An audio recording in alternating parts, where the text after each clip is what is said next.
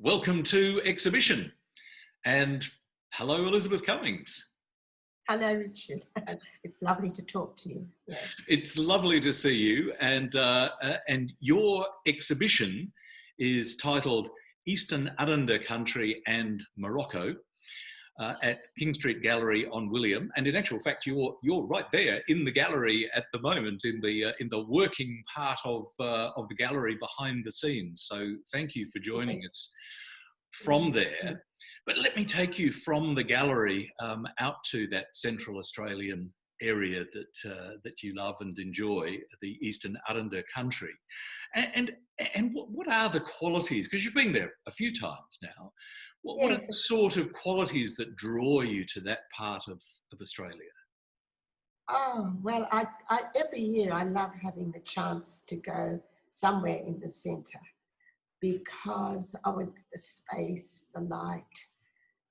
Just being out there is wonderful. And this time I went with a group of painters to, it's the East Arrernte country, but it's a place called Ross River. Mm. And it's very comfortable in that we have little cabins and it works well. And every day for a couple of weeks, we go out and paint and just paint all day. So it's wonderful. It's a wonderful opportunity to just paint every day in the country. Yes. Yes. And the country was very dry. Yes. It was drought, but yes, still marvelously very. I loved it. Yes. But perhaps for you and for anybody looking with a painter's eye, even that drought would bring very particular colours and tones to what you see in the landscape around you. What did that mean that maybe you saw more than one usually would? Well, usually there's a little bit of water in the water holes. There was nothing, and it was very dry. But particularly I love sitting in the dry riverbeds and painting because there's so much with the trees and the dead trees and then the mountains in the distance. Mm. It's very exciting, interesting shapes of mountains. There's just so much. I could go back there every day. And well, then there are other places to go to, yeah. Yes, well, and you do, and you have been to so many other places, and we may touch on them shortly.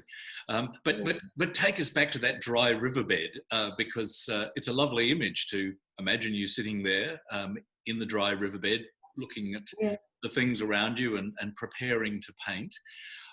What are the materials that you have around you as you start to think about painting? Well, I sit on a little stool, and then I just put the other stuff on the ground. I use gouache, so I just have tubes of gouache and water and a water container, and that's it, and the paper yes, and a little portfolio to put things in. So it's very basic, but I like the gouache. I love the gouache. So I just put the paint out and off I go. Yes. So you say you love gouache. What is it about gouache in that plein air environment that you enjoy so much? I think it's a very sensitive medium. I prefer it to acrylic in many ways. And you can really mix so many exciting, interesting colours, which I find more difficult with acrylic. And it dries quickly, reasonably quickly in that environment because it's hot and dry. And you can push it around. It doesn't set and stay complete. You can just push it around because it's it breaks down and it's good. Yes, good. Yes. I love it. It's interesting that quality, the mobility of the paint that you describe. Do you feel that actually then shows itself, manifests itself in the mobility that you're able to bring to the paintings itself, that sense of occasional movement and overlapping? I guess so.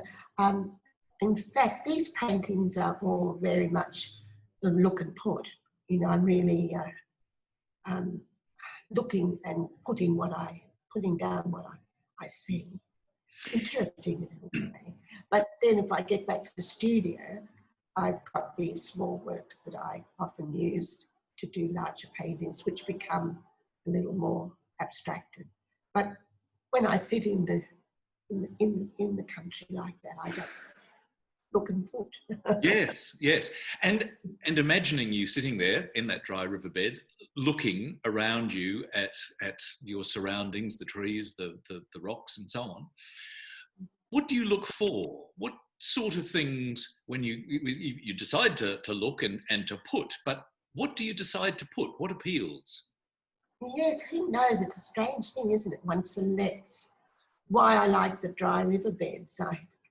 Yes, it's why one's attracted to certain things. And of course the mountains, which I find more difficult, but they're also quite beautiful. The skies, which sometimes are brilliant blue, and I'm not mad about the brilliant, putting down that brilliant blue. I find that very difficult. Mm. So I generally change the colour of it. But who knows? Well, I love the ad hoc, random nature of all the stuff around on the ground. You know, the burnt logs, the little bushes, the rocks, the dirty, you know, the different sorts of dirt, the sand. I just love all that variety. And there's so much colour. Yes. It's very interesting, because looking at this exhibition and some of the works in it, there are some works that are, one would say, fairly clearly representational of those trees or those mountains. And then there are other pieces which perhaps look more abstract, but are they perhaps the ones where you're seeing the patterns of rocks and blobs and bits of bark on the ground? Yes, in the rhythms. Yes, you select, of course, everyone can paint a different painting, and it's a selective process. Yes. We have this picture of you, as you mentioned, sitting in the Ross River and painting and going to other parts of the landscape as well. You were also mentioning on the occasion, in particular, that there were a number of other artists around as well. And I know you've been on trips to various parts of Australia, sometimes in the company of other artists. How do you find the dynamic of that? Do you enjoy that relationship while painting? Well, of course, each day I'll go out with 2 or 3 friends, because two or three people hire a car together, and then we go out in that car every day and sit fairly close to one another in a similar place. We choose a place, so there's always that. But we're separately working all day, and then we go and have lunch, and then we go again and work again. And then at night we all get together, the group, probably about 10 people. We get together and have a drink and a meal, and that's lovely. I enjoy it, yes, I enjoy it. The camaraderie of it, and talking about the day, yes. Yes, and fueling yourself for the next day. Does it get a sense? I mean, I know most people are the people that you would work with are fairly, as of course you are as well developed in their approach to the landscape. But is there a sense of bouncing ideas back and forth, even in a small way? Is there a bit of influence on those trips, do you think? Probably.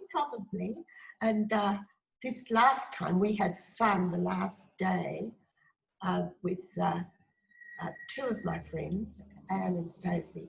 We had, Anne had a lot of paper, and we used acrylic, and we all worked on these larger pieces of paper together with with memories of the landscape, and they became very abstract. We had fun, we had great fun. Put the paper on the ground, we've all worked on each larger piece of paper together.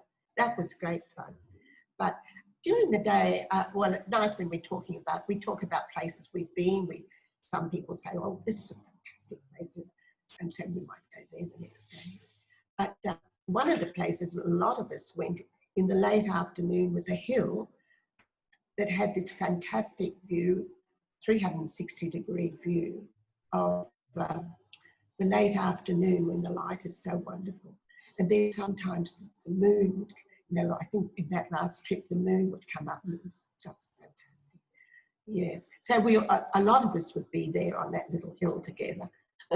Yes, painting. Mm. Oh, well, it sounds like a great relationship with other painters at the time, as well as obviously being immersed in your own experience. But you've been to a lot of wonderful wild Australian locations, to the Flinders Ranges, to the Kimberley, to Lake Mungo, you know, to a lot of extraordinary landscapes. I know. Is there something about that wildness that appeals? You know. Oh yes, oh yes. There's a unique landscape. Well, there's so many unique landscapes. I think Australia is so blessed with wonderfully interesting, unique landscapes. And a sense of space, it is unique. It's a unique country. Absolutely.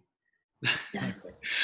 Let's actually head somewhere else now, because the other part of this exhibition that we are looking at is Morocco, works from your time in Morocco. Well, I should say maybe your times in Morocco, because you visited twice, didn't you? No, only once, yes. And okay. how long?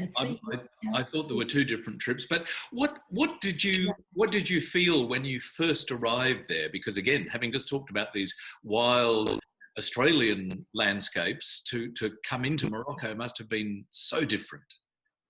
So different, and yes, so different, but very paintable. I thought Morocco immediately.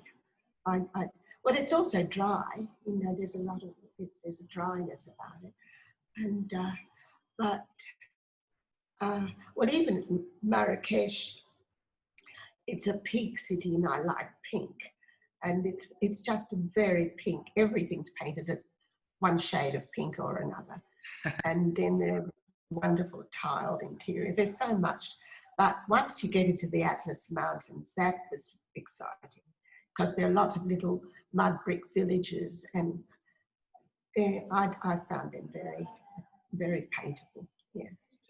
And when you're dealing with, as we can see in these works, the complexities of very interesting shapes, but very human created shapes, these buildings and these villages, how does that feel different to as you mentioned earlier, the look and put of a Central Australian landscape, for example? Yes, where you're in the natural world, and there are all those rhythms of the natural forms in nature. But in Morocco, of course, it was the little villages, though they're made. I mean, I have a mud brick house, as you know, and I suppose I just love mud brick structures. And so these villages were all mud brick, and I love the structure of it all and the interconnections. It's a very, you know, it's cubist in so many ways, and even there was some ghost towns where the mud brick had been washed away, so there were just the relics of a mud brick town, which were fascinating forms too. So yeah, I find it really attractive, and the colour. You know, they have all this mud brick, and then occasional doors, which they just have such a fantastic sense of colour, which I don't think I painted very much, but I loved. Yes, there's a lot of material in Morocco. Yes. For a painter. Have you been there? No, I haven't. It sounds fascinating, and I know other people who have been there and enjoyed it enormously for exactly the sort of things you're talking about, that lovely sense of a balance between human created structure, but also a certain organic feeling of form with the mud brick and some of those materials. Yeah. And then the wild mountains, of course, too. Yes. Very exciting, those Atlas Mountains. Yeah. Yes.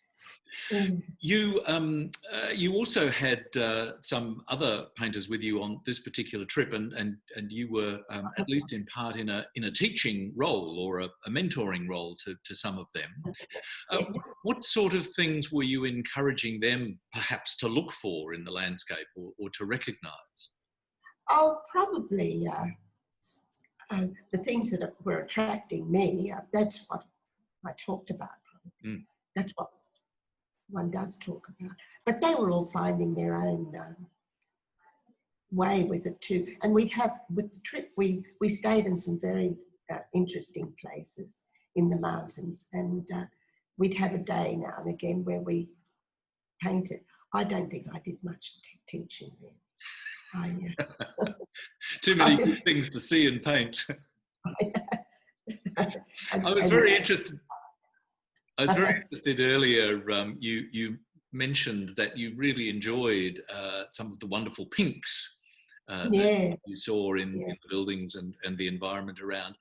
And I wonder whether there are certain kinds of colours that you personally feel that you respond to very strongly.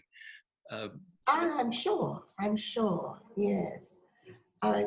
Yes, for instance, I don't think I'd feel so attracted to Antarctica, which some people, Ewan, for instance, adores that landscape. He's very attracted to that. Mm. And I think it's extremely beautiful, but it doesn't attract me as a subject. I don't think. I haven't been there. Is that to some extent actually because of what you understand to be the colours of it? I ask that partly because I suppose sometimes we think of, Elisabeth Cummings colours. You know, they're these wonderful kind of subtle tertiary, pinks and greys and so on. Do you have a sense of that, looking for those kind of colours? Yeah, well, I don't, it's not conscious. I know I don't deliberately, but it's something I keep coming back to. So it's there, yes. I don't know where it comes from because I grew up in Brisbane and the Gold Coast, and which is subtropical. So I don't know where this. Anyway, yes, who knows? It's like certain foods you like better than others. Well, we can certainly see a richness of that kind of colour range in this exhibition, and as you mentioned, in Morocco, you found many of those colours that you enjoyed. When you've travelled, and you have travelled very widely, we've just mentioned Morocco, but you spent so much of your early formative art years in Europe, living in Italy and travelling very widely there. When you've been to these very different and often very human places, how does it then feel when you come back to the wildness and sometimes the human empty spaces of Australia? Yes, well, it's hugely different, and a lot of Europe, I don't want to paint. I'm not attracted to painting, though I adore it. But parts of Italy, yes, and but because I lived there and I painted there. But there's something about Australia, the Australian landscape, that perhaps because I know it so well. The American landscape, for instance, is always sort of outside. It's not doesn't belong. It's exotic. And the Australian, that's why after years in Italy, I loved coming home. It was for the landscape, really, that I'd missed. Yeah, it's something, I think if you grow up with it. Well, this exhibition gives us your vision and your immersion and your identity with the Australian landscape so strongly, but it also gives us a sense of how well you respond and how much you enjoy sometimes a landscape in a faraway place like Morocco. It's very much a wonderful blend of the two. So, Elisabeth Cummings, thank you so much for sharing your exhibition with us. Thank you, Richard. Thanks so much. Good.